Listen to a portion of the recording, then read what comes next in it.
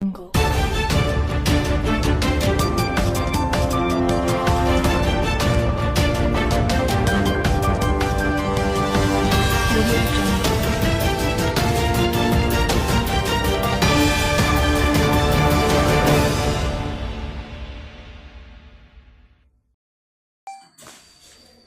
నమస్తే అండి.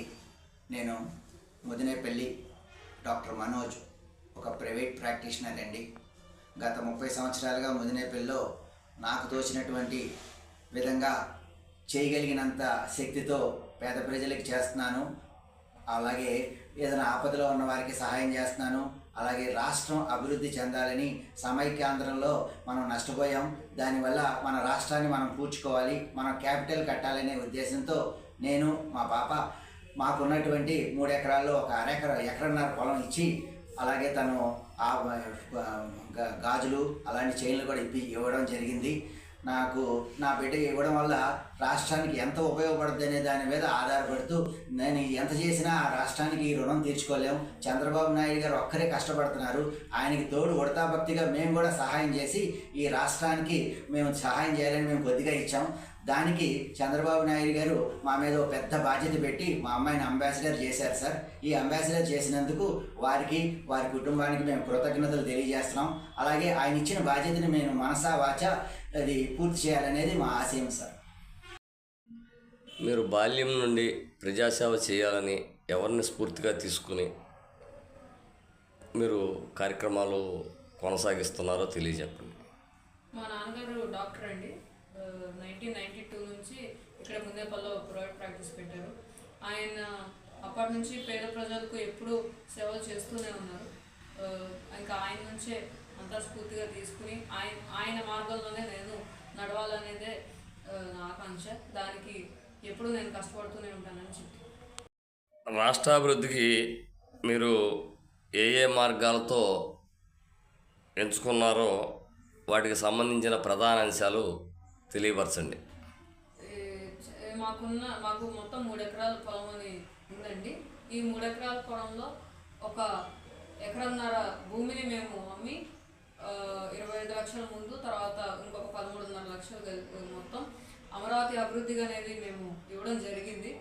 అంటే ఇప్పుడు సమైక్యాంధ్రం ముందు ఏంటంటే మొత్తం క్యాపిటల్ హైదరాబాద్ అవడం వల్ల అప్పట్లో చంద్రబాబు నాయుడు గారు ఎంతో కష్టపడి హైదరాబాద్ని అభివృద్ధి చేయడం జరిగింది. మరి ఇప్పుడు రాష్ట్ర విభజన తర్వాత అమరావతిని మళ్ళీ మనం రెండోసారి అభివృద్ధి చేయాల్సిన అవసరం వచ్చింది. మరి మా వంతుగా మాకున్న వృతాభక్తితో మేము కొంచెం సహకరించాము, మేము కొంచెం సహాయం చేశాము. మరి కేవలం చంద్రబాబు నాయుడు గారు మాత్రమే ఈ అమరావతి అభివృద్ధిని చేయగలరనే దృఢమైన నమ్మకంతో మా వంతు మేము ఇలా సహాయం చేశాము. మా వంతు మేము బాధ్యతగా తీసుకొని మేము చేశాము. ఇలాగే ప్రతి ఒక్కరి దగ్గర కూడా వారి బాధ్యతగా అనుకుని ఇలా రాష్ట్ర అభివృద్ధి కోసం సహకరిస్తే అదే చాలని నా కోరిక. వైద్య విద్యను అభ్యసిస్తూ రెండోసారి అంబాసిడర్గా ఎన్నికైనందుకు మీ మనసులోని మాటని ప్రేక్షకులకు తెలియపరచాలని కోరుకుంటున్నాను. మొదట్లో అంటే ఫస్ట్ టైం నన్ను 2018లో అమరావతి అంబాసిడర్గా చేయడం జరిగింది. తర్వాత మళ్ళీ మన పార్టీ వచ్చిన తర్వాత జూన్ 22, 2024 రెండోసారి నన్ను అమరావతి అంబాసిడర్గా నియమించారు. ఇంత చిన్న వయసులోనే నా మీద కానీ మా నాన్నగారి మీద నమ్మకంతో మాకు ఇంత ఒక పెద్ద బాధ్యతను మా మీద ఉంచి ఇచ్చినందుకు మేము నిజంగా చాలా ఆనందపడుతున్నాం, చాలా గర్వపడుతున్నాం కూడా.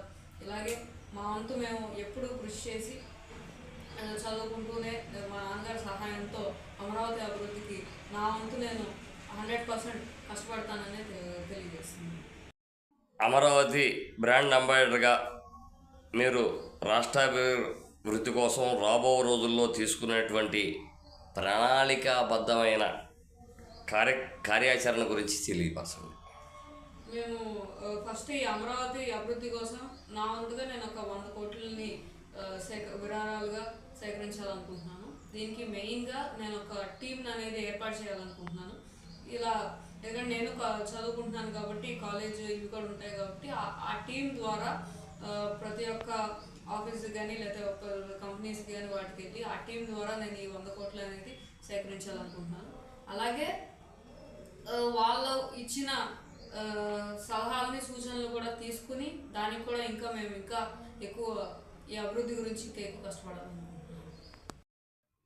వైద్య వృత్తి అంటే విద్యాభ్యాసం పూర్తయిన తర్వాత వైద్య వృత్తి చేస్తూ ప్రజాసేవలో ఉంటారా, లేదా రాజకీయ ప్రస్థానం చేస్తారా? నేను వైద్య వృత్తి అనేది నా జీవనాధారం అదే సార్. నేను ఎందుకంటే మా నాన్నగారిని చూశాను కాబట్టి నేను రాజకీయం కాకుండా ముందు నేను డాక్టర్ని అయ్యి ప్రజాసేవ చేస్తూనే ఒక గవర్నమెంట్ ఆఫీసర్గా ఇలా అమరావతి కోసం కూడా నేను కష్టపడాలనుకుంటున్నాను. కానీ మెయిన్గా నేను డాక్టర్గానే ఉండాలి. 100 కోట్లు విరాళాలు రాష్ట్రాభివృద్ధికి మీరు విరాళాలు సేకరిస్తానన్నారు. అలాగే ఎన్డీఏ కూటమి అధికారులు నాయకుల్ని కలుపుకుంటూ యువతకు ప్రజలకు మీరేమన్నా ఈ అమరావతి బ్రాండ్ అంబాసిడర్గా అయిన సందర్భంగా అందరికీ తెలుగింటి వారి ఆడపడుచు అనుకుంటున్నాం మేమందరము. అలాగే మీ అమూల్యమైన సందేశాన్ని ప్రజలకు ఏమైనా ఇవ్వాలనుకుంటే కొంచెం తెలియపరచండి. నేను అంటే ఒక మెడికల్ స్టూడెంట్గా నేను ముఖ్యంగా చెప్పేది ఏంటంటే ఈ మాదక ద్రవ్యాల నుంచి అందరూ చాలా చాలా దూరంగా ఉండాలి. ఎందుకంటే మన ఆరోగ్యం బాగుండి మనందరం బాగుంటేనే రాష్ట్రం మరింత సుభిక్షంగా ఉంటుంది.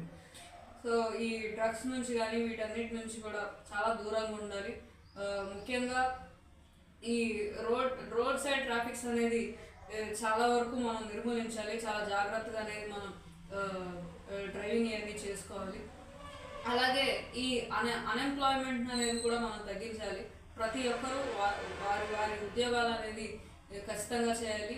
మనం ఉన్నతంగా ఉండి ఇంకా ఉన్నతంగా మనం ముందు ఉన్నతంగా ఉండి రాష్ట్రాన్ని కూడా ఇంకా ముందుకు తీసుకెళ్లాలనేది నా కోరిక.